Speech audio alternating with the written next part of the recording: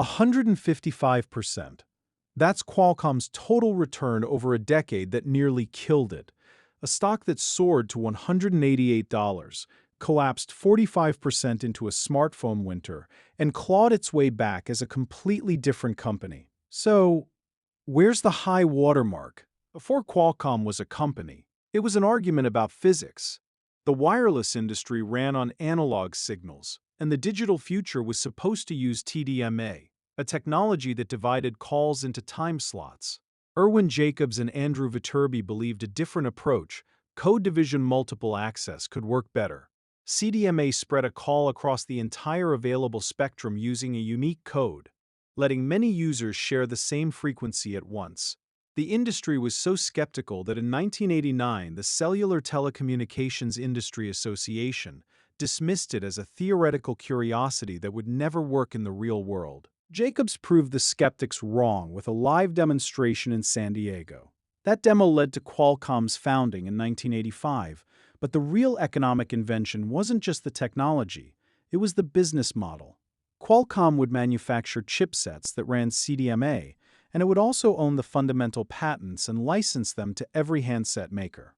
One revenue stream from selling silicon, another from collecting a royalty on virtually every phone sold using its intellectual property.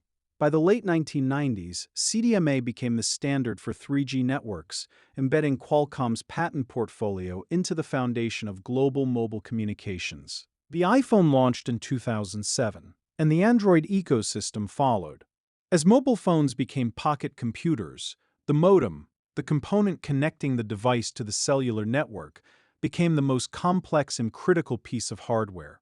Qualcomm's Snapdragon processors, which integrated the modem with application processing, became the gold standard.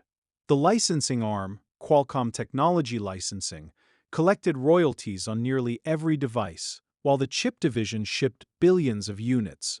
Qualcomm had gone from an important wireless player to an absolute requirement. The most consequential legal battle came from Apple.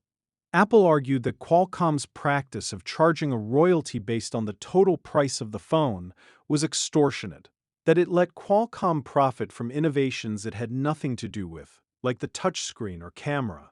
In January 2017, Apple sued Qualcomm for $1 billion, and the two companies spent 2 years in a global legal trench war. The fight reached its climax in the week of April 14, 2019.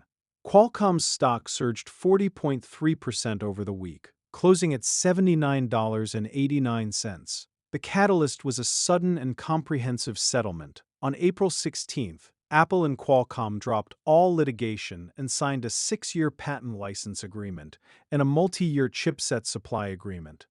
The settlement included a one-time payment from Apple to Qualcomm, later reported in the range of $4.5 to $4.7 billion. The market's reaction was a raw expression of relief. The existential threat to Qualcomm's licensing model was gone. 40.3% in 1 week. That's what relief looks like when an existential threat to your business model disappears overnight. Qualcomm closed at $79.89 after Apple dropped all litigation and signed a 6-year patent license, plus a multi-year chipset supply agreement. The market was pricing in survival. Qualcomm's dual revenue model, the silicon sales plus the royalties, had been secured. The relief lasted exactly 1 month. On May 19th, the stock plunged 18.8% over the week, closing at $66.21. U.S. District Judge Lucy Koh ruled in a separate antitrust case brought by the Federal Trade Commission that Qualcomm had violated antitrust law by using its chip market dominance to extract unreasonably high licensing fees. She ordered Qualcomm to renegotiate its licenses at fair, reasonable, and non-discriminatory rates, and to submit to 7 years of compliance monitoring. The ruling directly attacked the structure of the dual revenue model that the Apple settlement had just seemingly secured. The company's future was now in the hands of an appeals court. As the legal saga unfolded, Qualcomm's leadership made a pair of strategic bets. The first, that the transition to 5G would be even more transformative than previous wireless generations, and that Qualcomm's R&D investment would give it a decisive lead. The second, that the company's technology could be diversified beyond handsets into two massive adjacent markets, automotive and the Internet of Things, or IoT. This was not a pivot but an expansion, designed to reduce dependence on a maturing smartphone market. The bet required navigating a trade war and an antitrust ruling, but the company was staking its future on a world beyond phones. Before the bet could pay off, the pandemic hit. On March 15, 2020, the stock fell 19.7% over the week, closing at $60.91, part of a broad market panic. But Qualcomm's specific story was about to improve rapidly. The 5G transition was coming, and Qualcomm's patent portfolio was non-negotiable infrastructure for it. 4 months later, the bet began to pay off. On July 26, 2020, the stock rose 18.8% over the week, closing at $105.61. The catalyst was the fiscal third-quarter earnings release on July 29th, where CEO Steve Mollenkopf announced not only a beat on earnings, but a newly signed long-term patent license agreement with Huawei, the Chinese telecom giant. Huawei had been a major holdout on licensing, and the agreement was a powerful signal that even in a fractured geopolitical environment, 5G's intellectual property was non-negotiable. Mollenkopf said, and I'm quoting, "As 5G continues to roll out, we are realizing the benefits of the investments we have made in building the most extensive licensing program in mobile and are turning the technical challenges of 5G into leadership opportunities and commercial wins." The momentum continued into November. On November 1, 2020, the stock jumped another 17.6% over the week, closing at $145.01. The fiscal fourth-quarter earnings on November 4th showed GAAP revenues of $8.35 billion, a 73% year-over-year increase, fueled by a ramp in 5G handset chips. The 5G transition was arriving, and Qualcomm was collecting on both sides, silicon and royalties. By late 2021, the bet looked like a spectacular success. On October 31st, the stock rose 22.5% over the week, closing at $163.03. On November 3rd, newly appointed CEO Cristiano Amon announced record fiscal year results, with GAAP revenues of $33.6 billion. Crucially, the diversification story was gaining traction. The company reported it had delivered over $10 billion in fiscal 2021 revenues across its RF front-end, IoT, and automotive businesses. Amon said, and I'm quoting, "As of fiscal 2021, we are exceeding our 2019 Analyst Day targets for revenue growth and diversification and operating margin expansion, while more than doubling our year-over-year non-GAAP EPS." On January 9, 2022, Qualcomm stock reached its all-time peak of $188.69. The market was pricing in a future where Qualcomm's 5G dominance was unassailable and its new growth engines were firing. The bet had been placed, and for a moment, it looked like a sure thing.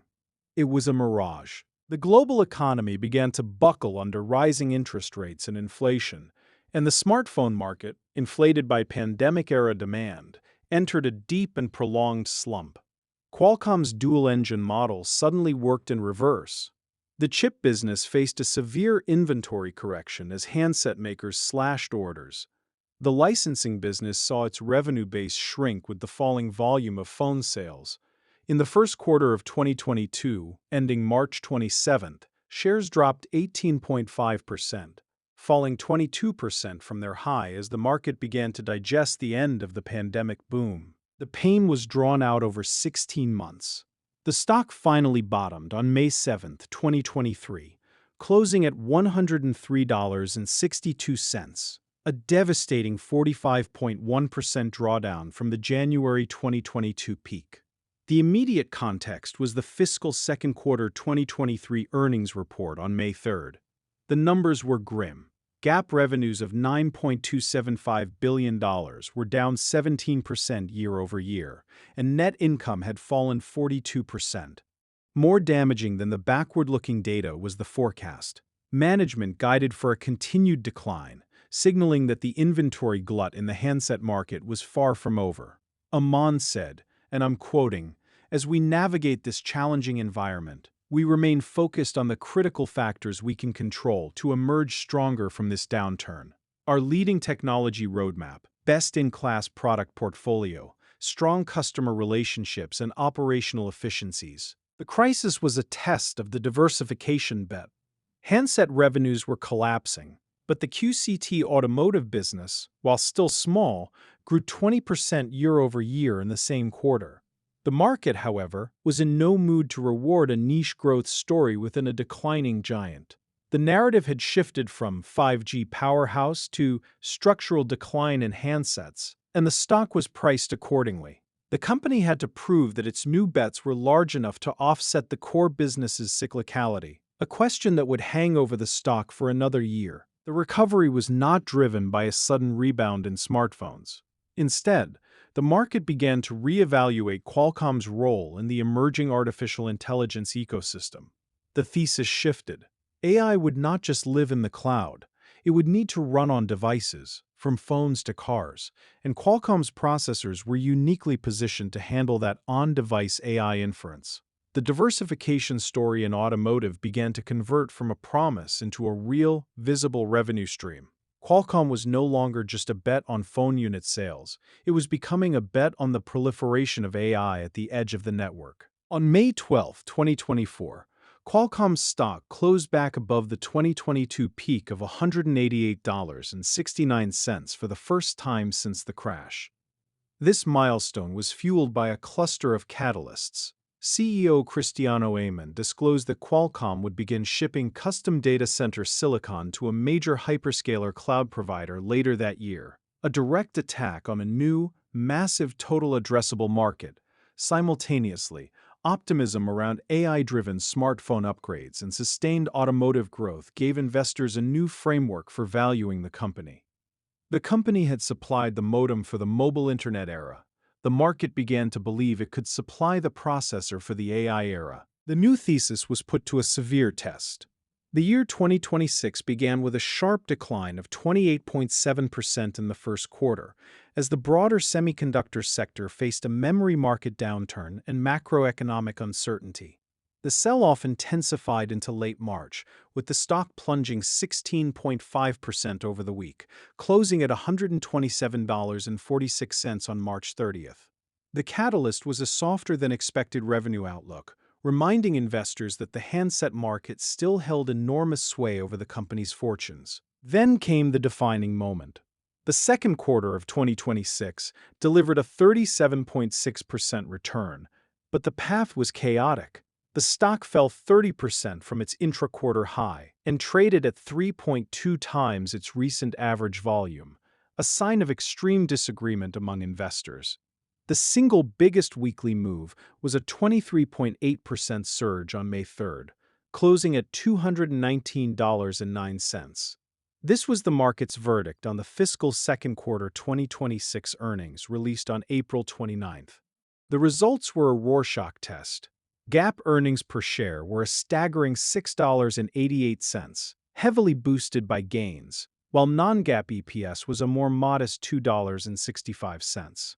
The real signal was in the strategic announcements: record quarterly QCT automotive revenues and a new colossal $20 billion buyback program. The $20 billion buyback was the company's definitive answer to the volatility.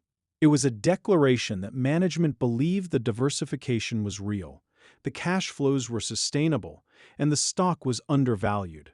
The company also reported it had completed $5.4 billion in share repurchases in the first half of the fiscal year. Amon said, and I'm quoting, "We are in a period of profound industry transformation. The rise of AI agents is reshaping our roadmap across every platform we develop. We are equally excited by our entry into the data center, where a leading hyperscaler custom silicon engagement is on track for initial shipments later this calendar year." The market, after a violent bout of indecision, chose to agree. At the close on July 29, 2026, Qualcomm's stock sits at $159.60, a 155% total return from a decade ago, but well below the euphoric highs reached in the spring. The company has navigated a near-death antitrust ruling, a global pandemic, a brutal smartphone slump, and a violent market rotation. It is no longer the company that began this journey, a pure-play bet on mobile royalties and chips. The handset business, with its $10.6 billion in quarterly revenue, remains the gravitational center of the income statement, still dictating the stock's short-term swings. But the growth is coming from elsewhere. A genuine automotive franchise and a high-risk, high-reward entry into the data center, a market dominated by NVIDIA and AMD. The question that defined the crisis of 2023, can Qualcomm grow beyond phones, has been answered with a tentative yes. The open question now is whether the new Qualcomm can ever be as profitable and dominant as the old one. The company has used its mobile cash cow to fund an aggressive share buyback, shrinking the share count and signaling confidence, while simultaneously investing in a future that looks less and less like its past. The line stands at $159.60, below the spring euphoria, above the smartphone winter, and pointed at a market it has never dominated before. And that's where the line stands.